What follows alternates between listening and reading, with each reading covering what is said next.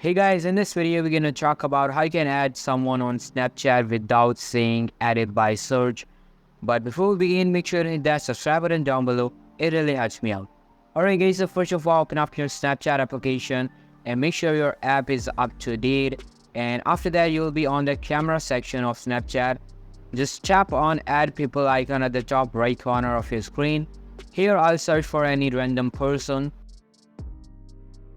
You know that if I try to send a request from this page, it will display added from searches. But if you tap on the account's profile and then just add them from here, there won't be such statement.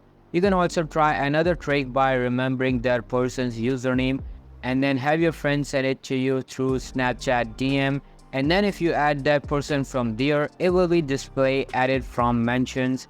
And there are many types of these messages statements on Snapchat. So there's also another added from snap code. It's displayed if someone adds you by scanning your snap code from your profile. Anyway, so this is basically how you can add someone on Snapchat without saying added by search. So that's all for today's video. Hope you liked the video. I'll be meeting you in the next one. See you soon. Bye.